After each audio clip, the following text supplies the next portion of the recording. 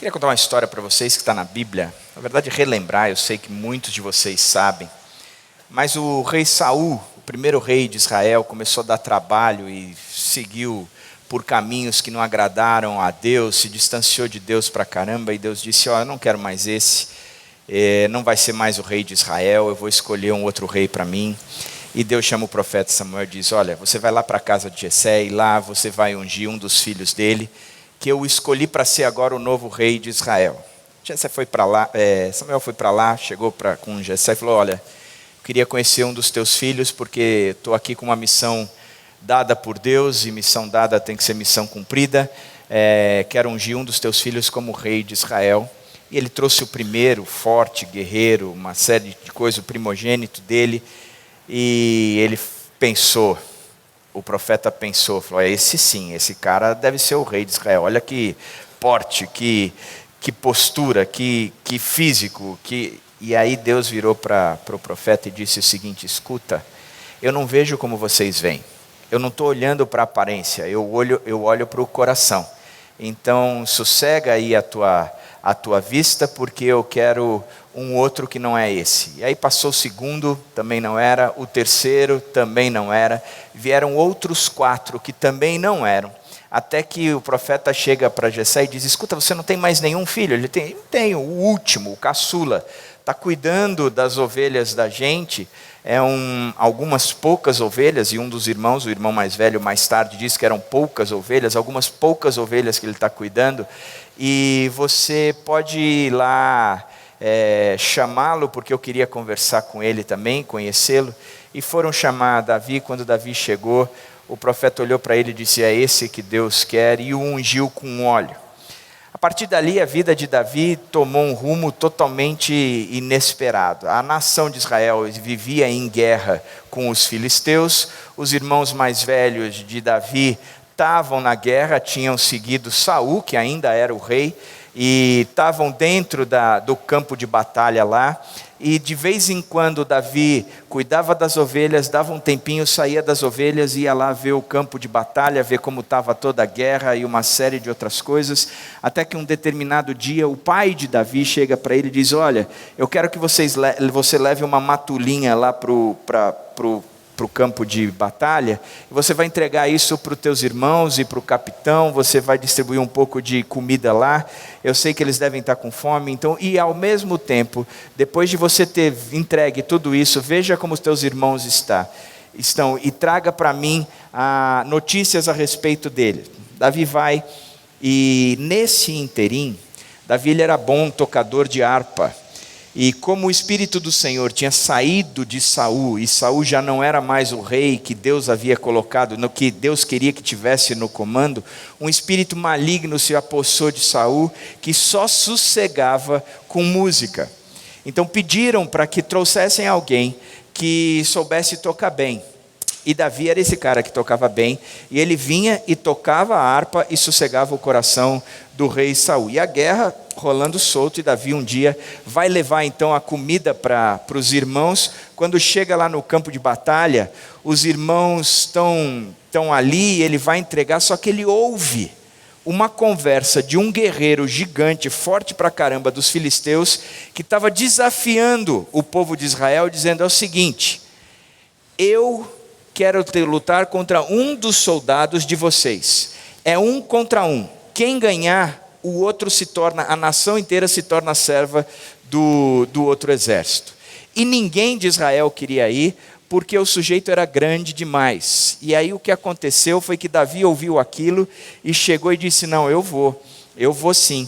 E ele chega, conversa com o rei Saul autoriza a ida dele, fala que ele pode ir sem problema nenhum, ele não usa nenhuma das ferramentas de Saul, das armas de Saul, pega 5 pedrinhas lisas, polidas, a sua funda, e ele vai enfrentar o gigante Golias, e você sabe o que acontece. Com uma pedra ele acaba derrubando o gigante, ele vai para cima de Golias, pega a própria espada de Golias e corta, o povo filisteu fica com medo, sai correndo, e aí Davi se torna herói nacional. O Moro de Israel todo mundo olha para ele e fica apaixonado pelaquele sujeito. Começa uma campanha no Facebook da época das mulheres cantando a seguinte música: Saul matou milhares, Davi matou 10 milhares. Cara, aí na hora que rolou isso, Saul ficou indignado. Disse: caramba, as mulheres do meu reino estão dizendo que esse menino é melhor do que eu. O que está faltando para ele além do reino? Daqui a pouco ele vai tomar meu lugar. E a partir daquele dia, a partir daquele instante, levanta uma raiva tão grande por parte de Saul contra Davi, que Davi tem que correr e se esconder num monte de lugares, até que um dia ele vai para um lugar chamado Ben-Gedi. Para alguns que são fãs de Star Wars, pode chamar de Ben-Jedi, que não tem problema nenhum, é o campo da ovelha ou do bode, e ali naquele campo existem muitas cavernas, a tal ponto que é conhecido como uma fortaleza. Ele estava escondido ali um dia, e escondido ali com 400 homens, que eram homens endividados, empipinados e insatisfeitos. E ele estava com esses 400 homens dentro de uma caverna. Saul estava voltando de uma batalha e resolve ir ao banheiro e usa a mesma caverna que Davi está escondido. Os 400 homens chegam para Davi e diz: olha aí, Deus te entregou ele de calça curta, literalmente. Vai e pega o sujeito e faz com ele o que você quiser.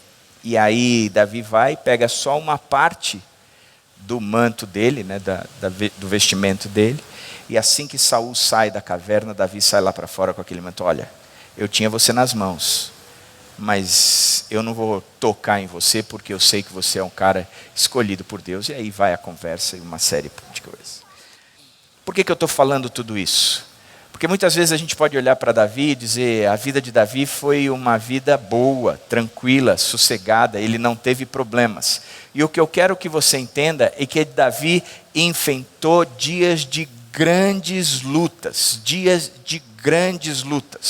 Se você olhasse para Davi, quando Samuel chegou na casa de Jessé e ali o ungiu com óleo, você talvez olhasse: cara, você vai ser o rei de Israel, da nação de Israel.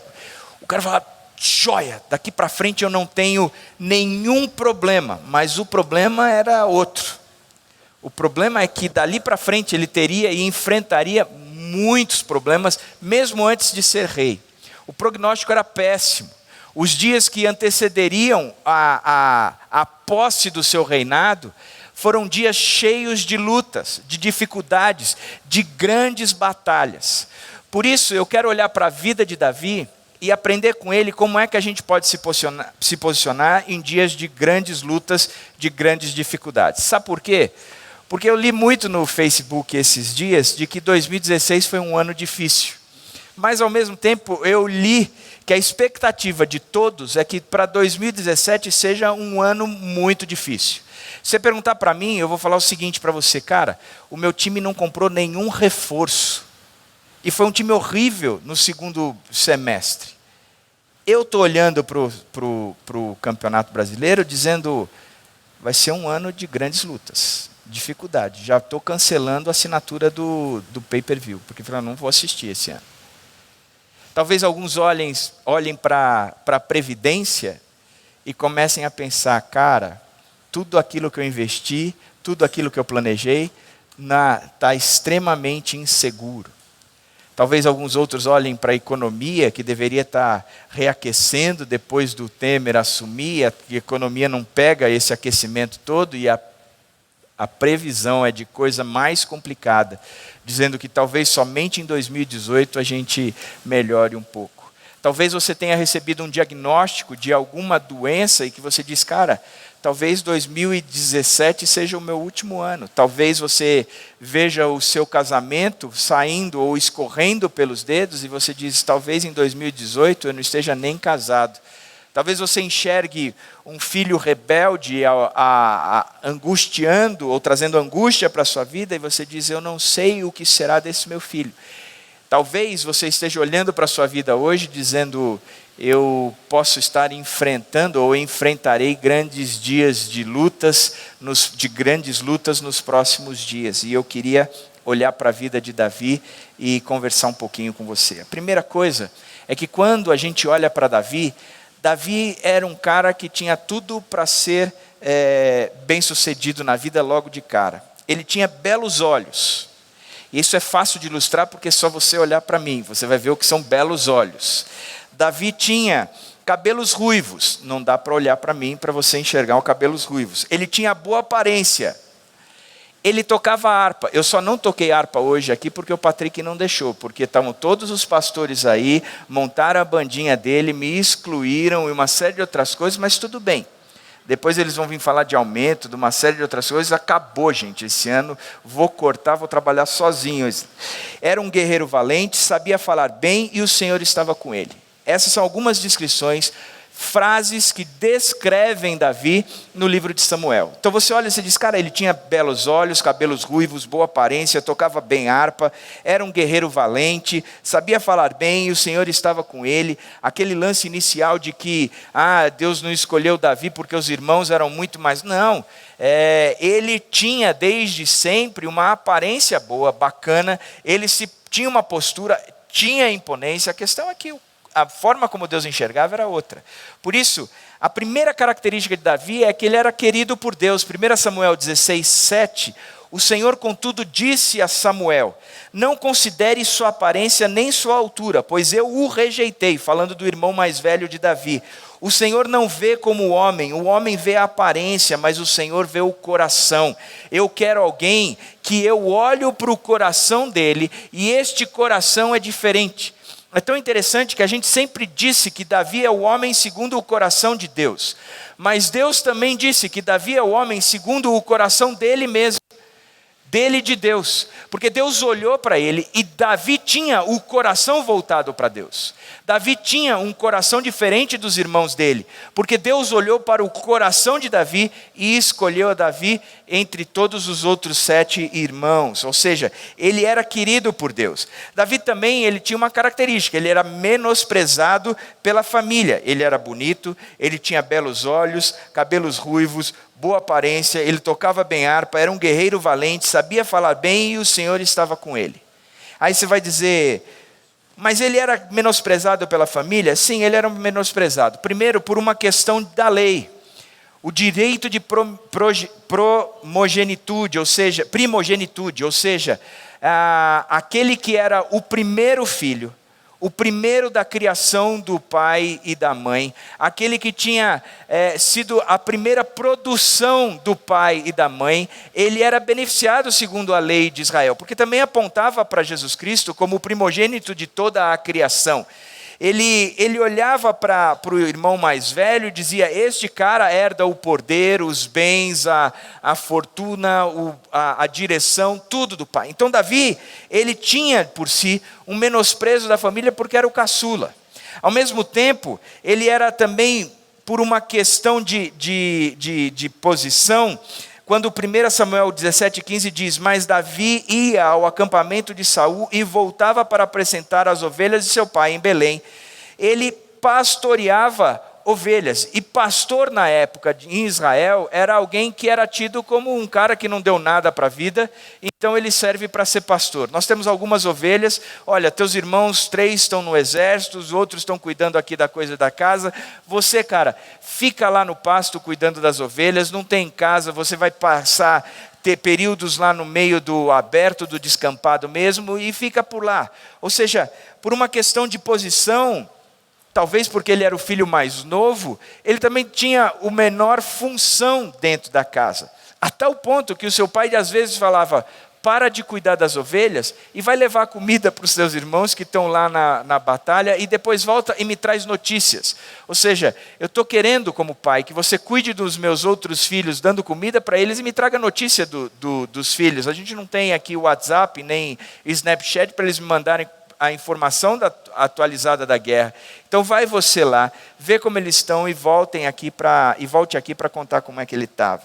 Também por uma questão de temperamento. 1 Samuel 17, 28 diz que quando Eliabe, o irmão mais velho de Davi, ouviu Davi falando com os soldados a respeito da afronta de Golias contra Israel, ficou muito irritado com ele e perguntou: por que você veio até aqui? Com quem deixou aquelas poucas ovelhas nos desertos? E o irmão acrescenta: eu sei que você é presunçoso e que o seu coração é mau. Você veio só para ver a batalha. Ele chega ao irmão mais velho dizendo: escuta, você tem um temperamento que a gente não gosta. Você chega aqui é enxerido, está perguntando para todo mundo como está a batalha, está dizendo para todo mundo que você consegue vencer esse gigante. Você é presunçoso, metido, você não está com nada, cara. Sai fora daqui porque o seu negócio não é ajudar, é só atrapalhar, vai embora. Então você olha para Davi e você vê que ele era de uma certa forma menosprezado pela lei, menosprezado pela posição e ao mesmo tempo menosprezado pelo temperamento dele dentro da própria família. Ele não tinha tudo isso. Entretanto, ele era querido pelo reino.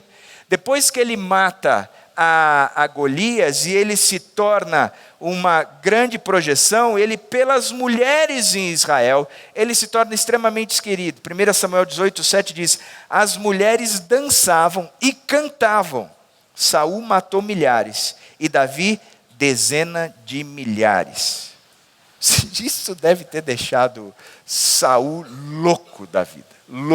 Mas ele era querido pelas mulheres, ele era querido pelo filho do rei, Jonatas. Em 1 Samuel 18:3 diz: e Jonatas fez um acordo de amizade com Davi, pois se tornara o seu melhor amigo. Ou seja, ele dentro do reino tinha o filho do rei que era o seu melhor amigo. Tinham as mulheres do reino que admiravam demais a Davi. E não bastasse tudo isso, pelo próprio povo de Israel. 1 Samuel 18:16 diz: todo Israel e todo Judá, porém, gostavam de Davi, pois ele os conduzia em suas batalhas. Ele era querido por todo Israel, pelo filho do rei e pelas mulheres do reino. Ou seja, ele era um sujeito bem querido. Entretanto, talvez isso tenha surgido uma outra coisa. Ele se tornou desprezado pelo rei. Diz que a partir do momento que as mulheres começaram a cantar e que Saul chegou à conclusão que não faltava mais nada para Davi assumir o reino, porque ele já tinha todo o carisma e toda a simpatia do povo, diz que 1 Samuel 18:9, daí em diante, Saul olhava com inveja para Davi. E o resultado de tudo isso é que Davi tem que fugir e se esconder então na caverna. Também juntaram-se a ele todos os que estavam em dificuldades, os endividados e os descontentes. E ele se tornou o líder deles. E havia cerca de 400 homens que viviam seguindo Davi, inclusive dentro da caverna. E a característica desses homens, o exército de Davi era composto por guerreiros brilhantes. Eram homens em dificuldades, endividados e descontentes. Já pensou o que se repercutia dentro daquela caverna? Porque um cara endividado, ou um cara em dificuldade, e um cara descontente, ele não tem uma visão positiva do mundo. Você já conversou com alguém que é pessimista? A pessoa que só sabe olhar o lado negativo das coisas. É uma das coisas mais insuportáveis da vida, porque ela nunca chega para você com uma palavra boa. Ela só chega para você com palavras que te destroem, palavras que só trazem o negativo. É um peso conversar com ela. E Davi estava com 400 pessoas que não conseguiam enxergar a vida de forma positiva, a tal ponto que tinham que se esconder dentro de uma caverna, porque eram pessoas em dificuldades, pessoas endividadas e descontentes. Ou tinham arrumado alguma encrenca, ou estavam com problemas financeiros, ou não estavam felizes com a vida.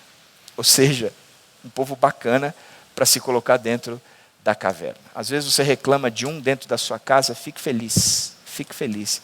Poderia ser pior do que isso. Davi mostra isso na nossa vida. Agora, no Salmo 57, Salmo 57, verso 2, quando Davi está na caverna com estes homens, ele escreve o seguinte: eu clamo ao Deus Altíssimo, a Deus que para comigo cumpre o seu propósito. Ele estava dentro daquela caverna, Do lado de fora da caverna era um clima extremamente desfavorável a ele, porque o rei, o principal sujeito da nação, queria vê-lo morto e estava com um exército atrás de Davi. Ele dentro da caverna também vivia um clima péssimo, um clima de só gente negativa, trazendo o lado pessimista da vida para cima dele. Ou seja, se corresse, o bicho pega, e se ficasse, o bicho também pegava. Então ele não tinha solução. Ele estava ali totalmente apertado, totalmente em dificuldade. E eram grandes as lutas dele. Ele não tinha muita escapatória e talvez nenhuma esperança. Qual é a postura de Davi? Ele diz: eu clamo ao Deus Altíssimo, a Deus que para comigo cumpre o seu propósito. No mesmo texto, mais para frente, ele diz: firme está o meu coração, ó Deus, firme está. Eu estou bem. Sabe por que eu estou bem? Porque eu clamo ao Deus Altíssimo, a Deus aquele que cumpre para comigo o seu propósito. E aí em cima disso eu queria pensar em 3 dicas para enfrentar dias de grandes lutas. 3 dicas para enfrentar dias de grandes lutas. A primeira é a ação. Qual é a ação, o movimento? O que é que você tem que fazer nos dias de grande luta? E o que Davi nos ensina é: eu clamo. Eu clamo. Eu não vou fazer planilha, eu não vou estudar, eu não vou buscar terapia e análise, eu não vou buscar empréstimo, eu vou clamar. Por que isso é importante? Primeiro, porque a gente tem que entender que quando a gente está clamando, o ato ou a ação da oração é algo que é contrário à nossa natureza. A oração não é algo natural, não é algo inerente, não é algo que eu tenho e vivo em mim de forma natural. Tanto que a oração ela tem que ser aprendida. A palavra os discípulos de Jesus pediram ao próprio Jesus, dizendo: nos ensina a orar, porque nós não sabemos, porque oração não é algo natural. Oração é algo sobrenatural, que vai contra a natureza humana. Ela não vem a favor daquilo que eu sou, pelo contrário. Porque em geral, eu quero estar no controle. Em geral, eu quero segurar as pontas. Em geral, eu quero as coisas para comigo. Em geral, eu quero poder ter o controle de todas as coisas. E quando você pega Paulo dizendo em Filipenses 4:6, dizendo: não andem ansiosos por coisa alguma, mas em tudo, pela oração e súplicas e com ação de graças, apresentem seus pedidos a Deus. Isso é uma proposta, aonde ele está dizendo: você vai ter que largar aquilo que você é, vai ter que largar o controle da sua própria vida e vai ter que aprender a viver de forma contrária à sua própria natureza. Em vez de você ficar ansioso com o que te preocupa, você vai ter que pegar o que te preocupa e jogar nas mãos de Deus, através das suas orações, das suas súplicas e das suas ações de graças. Isso não é natural, mas é um exercício, é uma prática. Você vai clamar a Deus, colocar isso diante de Deus. E por que é tão contrário? Porque vai contra o controle da minha vida. Eu costumo dizer que as nossas orações, em geral, são coisas que a gente pede para Deus para que Ele faça, enquanto que as nossas orações deveriam ser, em geral, respostas que nós estamos dando àquilo que Deus quer que nós façamos. É como se a gente mandasse um checklist para Deus de coisas que Ele tem que fazer. Deus, o Senhor precisa isso, o Senhor precisa aquilo, o Senhor precisa ir e fazer isso, e não esquece disso, e Deus resolve essa parada. O fato é que a oração, ela tem que servir como uma mudança. Ela tem que servir como algo que me difere, e é uma prática, faz parte de uma disciplina.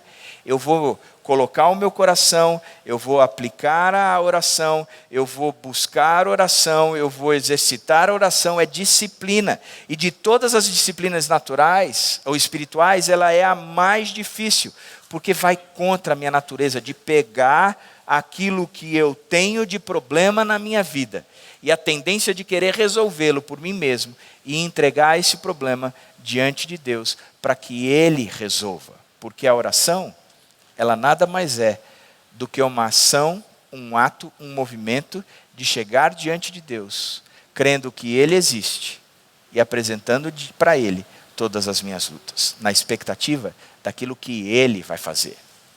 É contra a nossa natureza. Ontem eu estava conversando com Israel e ele me ilustrou de um amigo pastor que contou que estava numa igreja e a igreja estava tendo uma briga interna pela cor da parede que deveria ser pintada. E era uma igreja avivada, e um grupo queria amarelo e o outro grupo queria rosa. E aí eles foram, e esse pastor convidado estava nessa reunião, e eles foram para esta reunião, e diz que na reunião começaram a orar. E uma pessoa do grupo vermelho disse: estou recebendo a palavra do Senhor agora, e a palavra do Senhor diz o seguinte: aqui é o pai está dizendo que a parede da igreja tem que ser pintada de vermelho. A outra facção começou a orar e trouxe: olha, estamos recebendo a palavra do filho, e o filho está dando aqui a profecia de que a parede tem que ser pintada de amarelo. Disse que o grupo do outro lado respondeu dizendo: o pai está falando aqui, dizendo, filhinho, obedeça ao pai. E às vezes me dá a impressão de que oração é por aí mesmo. A gente quer aplicar a nossa vontade. É uma imposição. Mas na verdade a oração é um momento de entrega. É quando eu pego as minhas dificuldades e eu coloco diante de Deus. E eu coloco a minha vontade de querer administrar todas as coisas de lado. E eu entrego todas as coisas para Deus. Quando eu pego as minhas emoções que estão sendo controladas pela situação, e eu entrego a situação para Deus, e não permito que as minhas emoções sofram mais por essas circunstâncias. Na oração, sou eu que sou modificado. Na oração, não são as circunstâncias que mudam. A oração, quem muda sou eu. Por isso, eu gosto muito de uma palavra do Richard Foster que diz: orar é mudar. A oração é a principal via usada por Deus para nos transformar. Você pega tudo aquilo que você tem aprendido na palavra. Você pega todas as suas práticas espirituais, das suas disciplinas espirituais.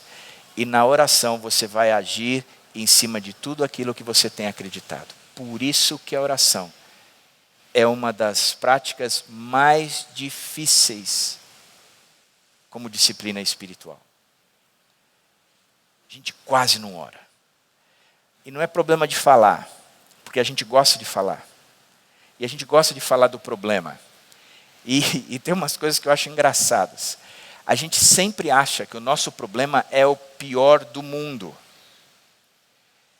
Eu sempre vejo alguém chegar para mim e perguntar: como é que está fulano de tal na saúde?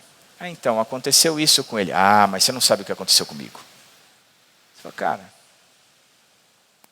o seu foi feio, mas o dele também é feio. Por que precisa ter essa concorrência sempre de mostrar quem é o mais feio? Na verdade, a gente gosta de falar dos problemas. A questão é que a gente tem que aprender com quem falar. E direcionar os nossos problemas para Deus. Entregar, descansar, confiar nele. E tudo mais ele fará. E tudo mais ele fará. O primeiro movimento é a ação. A ação de mudança. De entregar diante de Deus todas as nossas lutas e descansar em Deus no meio de uma crise. A segunda característica é, por isso que o texto diz que eu preciso mudar. Eu clamo ao Deus Altíssimo. A segunda característica é a direção. Disse: eu clamo ao Deus Altíssimo, a Deus que para mim, comigo, cumpre o seu propósito.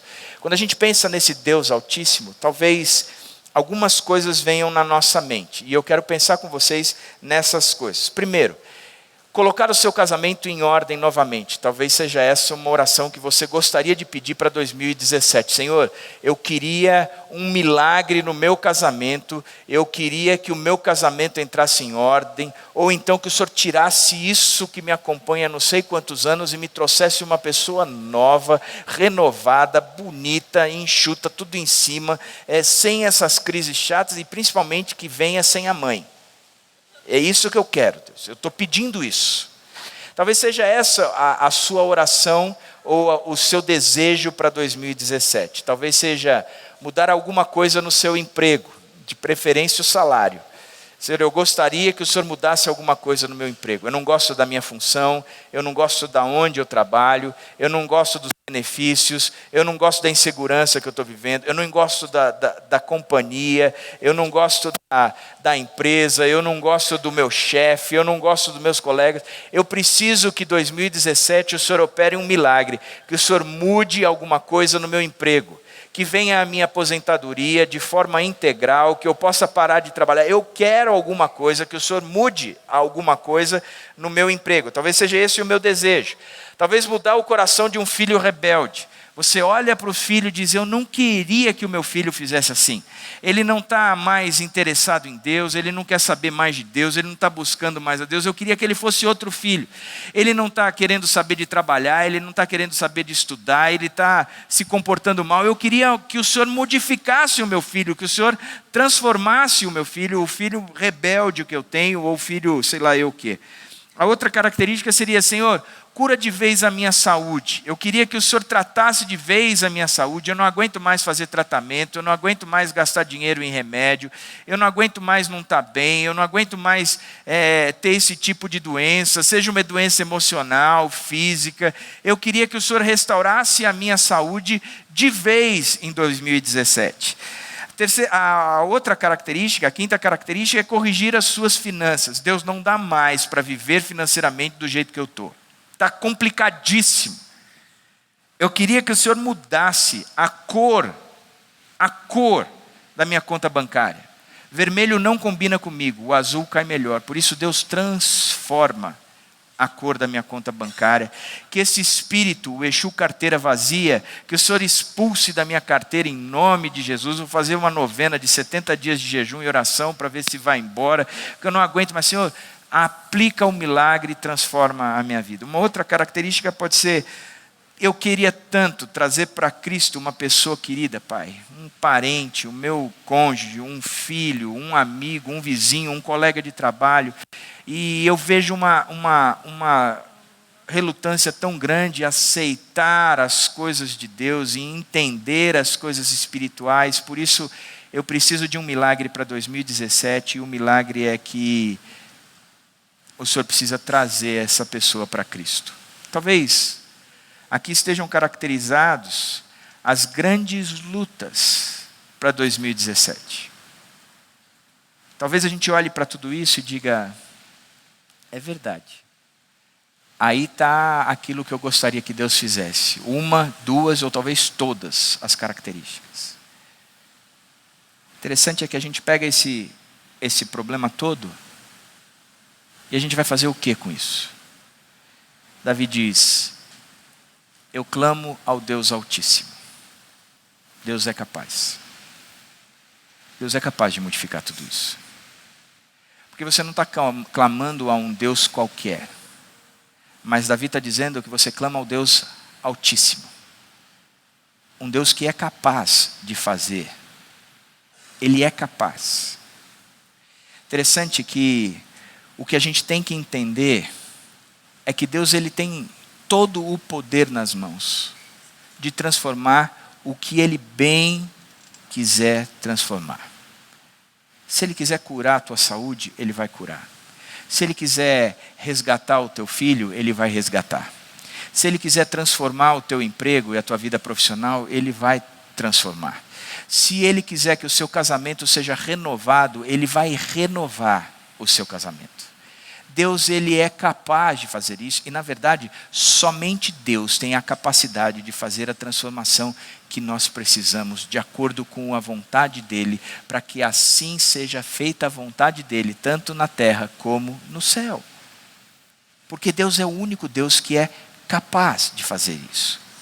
Capaz. Eu sempre, quando penso na capacidade de Deus, eu gosto muito do exemplo da Dona Maria Helena, aqui da nossa igreja, mãe da Raca, que um dia ela estava na casa dela e entrou um grupo de assaltantes, um bando de assaltantes, e era uma líder, e a líder estava com um revólver e tinha uma mira a laser, e eles amarraram o marido e a moça que trabalhava na casa e queria que a Dona Maria Helena desse o dinheiro para ela, e ela estava lá totalmente nervosa e chateada com aquilo tudo, e o cara começou a pedir o dinheiro, pediu dinheiro. Ela dizia: eu não tenho dinheiro, eu não tenho dinheiro, eu não tenho dinheiro. E ela falava: você não negocia com o assaltante, você só cumpre o que o assaltante manda, então você tem que me dar o dinheiro. Tanto que demorou. Eles foram embora, mas eles levaram os celulares e alguma coisa bobeira, porque de fato ela estava sem o dinheiro que eles queriam. Uma semana depois, ela recebe aquele trote, que é um sequestro por telefone. E quando ela recebe o trote, ela estava sem celular, então só tinha o fixo. E ela estava sozinha em casa, nem o marido, nem a moça que trabalhava em casa tinha, e ela estava sozinha. E diziam que estavam com o filho, que iam cortar o dedo do filho, e queria que ela desse o dinheiro, depositasse uma série de outras coisas, e ela dizia: eu não tenho esse dinheiro, eu não tenho como confirmar, e não conseguia sair dali. E aí o filho do outro lado gritando porque tinham cortado o dedo, e ela toda afobada, toda angustiada, toda cheia de lutas e dificuldades ali, não conseguia nada. E o cara: vou matar o seu filho, até que ela parou e disse: você não vai fazer nada com meu filho, sabe por quê? Eu disse que o cara parou e falou assim: por quê? Porque eu tenho Deus. E quando a gente está com Deus, Deus é capaz de fazer infinitamente mais. Diz que o sujeito parou e falou assim: a senhora é evangélica? Ela disse: sou. Disse: pois bem, isso é um trote. Quero pedir perdão para a senhora. Não estou com seu filho, coisa nenhuma. O que eu fiz com a senhora não deveria ter feito de jeito nenhum. A senhora me desculpa. No dia seguinte, o sujeito ligou de novo para ela: olha, eu quero pedir perdão, não consegui dormir direito à noite.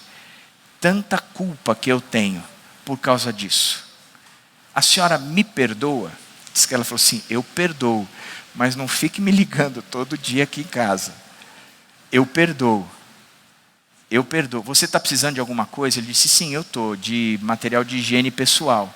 Ela falou assim: me dá o seu nome. Ele deu o nome, deu o endereço onde ele estava em Bangu 1, 2 ou 3, sei lá. E no meio daquilo ela disse: eu vou mandar o que você precisa, escova de dente, pasta de dente, essas coisas todas, mas vou mandar uma Bíblia para você também. Ele disse: obrigado, minha mãe é evangélica, eu sei o poder da oração, eu sei que Deus existe mesmo, e eu não podia fazer nenhum mal com a senhora, então me desculpa por causa de tudo isso. E ela veio e me pediu para que eu assinasse a Bíblia e escrevesse uma mensagem para o sujeito, e a gente escreveu. O fato é que não é um Deus qualquer. Não é um Deus que não tem capacidade. É um Deus que é capaz. É um Deus que é capaz. Você já parou para pensar como foi que Ele criou o universo? Pela palavra. Disse Deus: haja, e houve. Ser abençoado por Deus é simplesmente Ele olhar para nós e dizer o que Ele quer a nosso respeito, porque Ele chama a existência as coisas que não existem, porque Ele é capaz. Deus é capaz. Por isso, eu não sei quais são as lutas de 2017.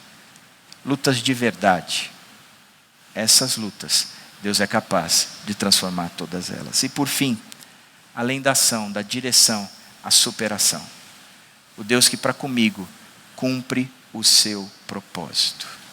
Deus cumpre o seu propósito para comigo. Quando a gente fala de oração, talvez algumas dúvidas ou a gente pode levantar algumas coisas que impedem a gente de continuar uma vida de oração. Há alguns fatores, como eu chego e digo: Deus está tão ocupado cuidando do universo inteiro que Ele não tem tempo para ouvir os meus problemas. Imagina você, Deus sentado no universo, cuidando de todas as coisas. Ele vai parar para ouvir os meus problemas?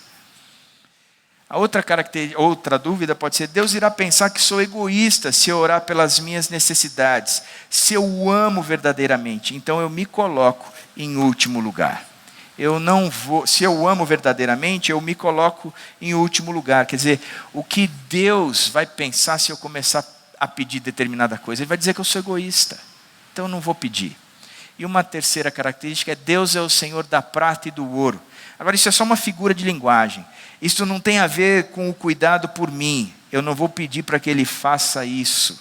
É só um exemplo que Deus cuida da humanidade toda, mas Ele não tem um relacionamento pessoal. Ele não vem na esfera individual. Ele trabalha no global.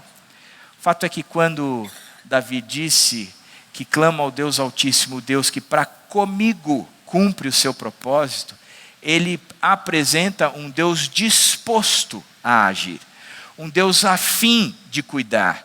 Porque uma das coisas que a gente não entende, ou a gente não traz para a realidade, é que Deus está muito mais preocupado em se relacionar conosco, de ter vínculos com a gente, de viver no dia a dia mesmo, de experimentar um Deus que é vivo, que é ser que se relaciona. Ele não é um objeto que eu busco como se eu esfregasse ele, saísse um gênio e o gênio me concedesse 3 pedidos. Ele não é um objeto.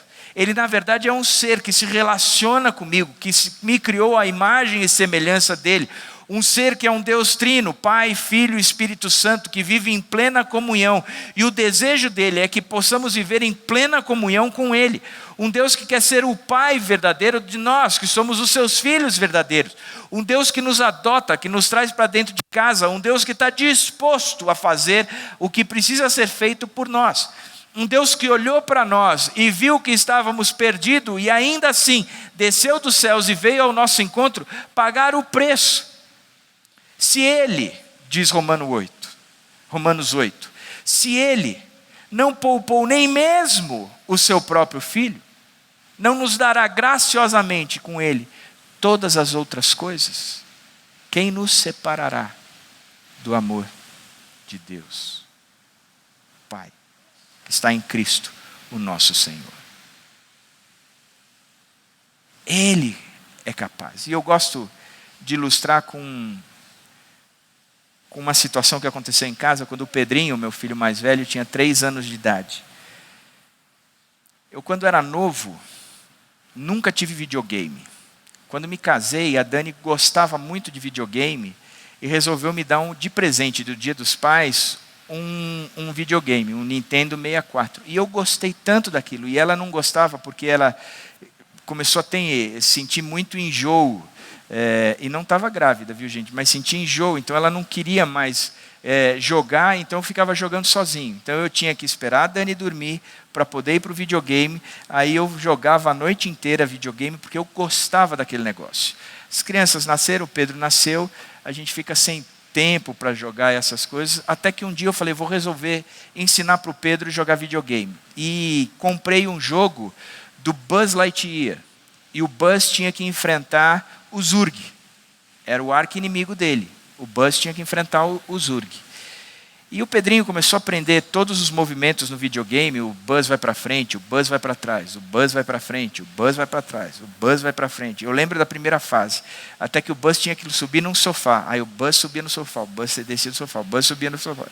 Aí ele aprendeu a pular. Aí pulava, estourava uma mola do sofá que ele voava para um outro canto. E aí foi, e o Pedrinho foi aprendendo. Aí começou a aprender a lutar contra os inimigos, até que chegou na última fase.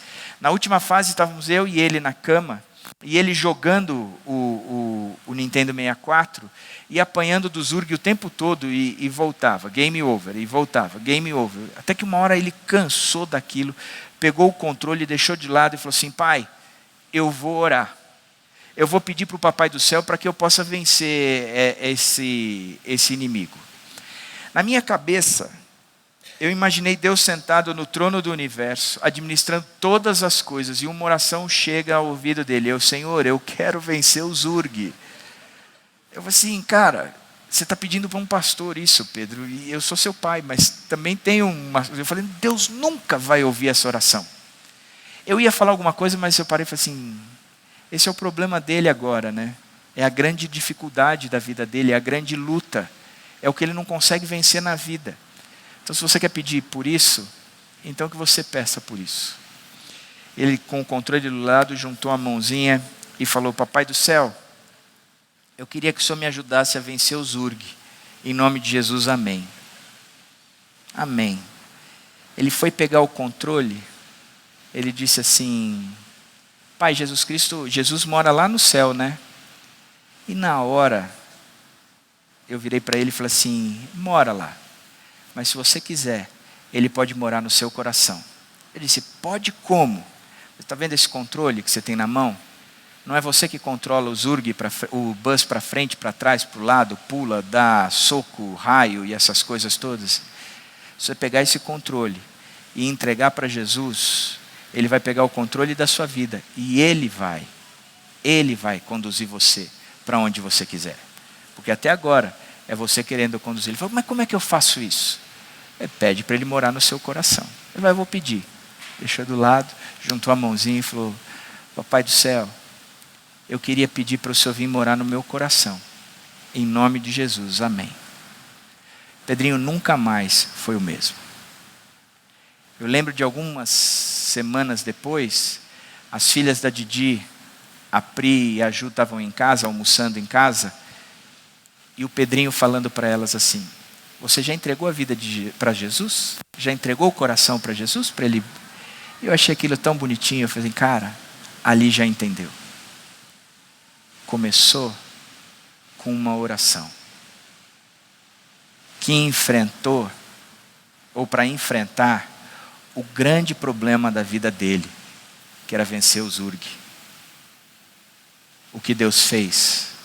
Mostrou que estava disposto a ensinar para ele que não era só o Zurg que ele precisaria aprender na vida a vencer. Tinham outras coisas. É um Deus disposto a se relacionar. Um Deus afim de se relacionar. Um Deus interessado em você. Por isso, eu quero dizer para você que eu estou super otimista com 2017. Que se vierem lutas, que venham todas as grandes lutas, porque elas vão nos aproximar de Deus. Elas vão nos fazer mais próximos de Deus, nos tornar mais dependentes dEle. As lutas maiores, elas nos ajudam a pegar todos aqueles problemas que são impossíveis de ser resolvidos por nós, e a gente colocar na mão de Deus, porque a gente tem fé e entende que a nossa limitação chegou no máximo.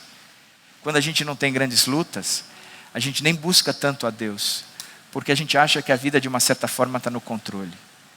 Mas as grandes lutas nos tornam dependentes de Deus. Por isso que venham essas grandes lutas, que as dificuldades de 2017 possam ser essas grandes mesmo, mas que a gente saia daqui hoje com o compromisso de nos tornarmos homens e mulheres de oração. Aqueles que vão clamar a Deus, tendo lutas ou não.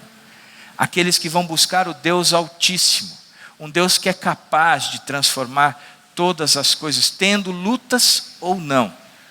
Um Deus que é disposto a cumprir o propósito dele para com a sua vida, tendo você lutas ou não. Não interessa o que vem pela frente, interessa é que Deus tem um propósito, e esse propósito Ele quer cumprir na sua vida, independente das circunstâncias que você está vivendo, porque Ele é soberano e Ele sabe todas as coisas.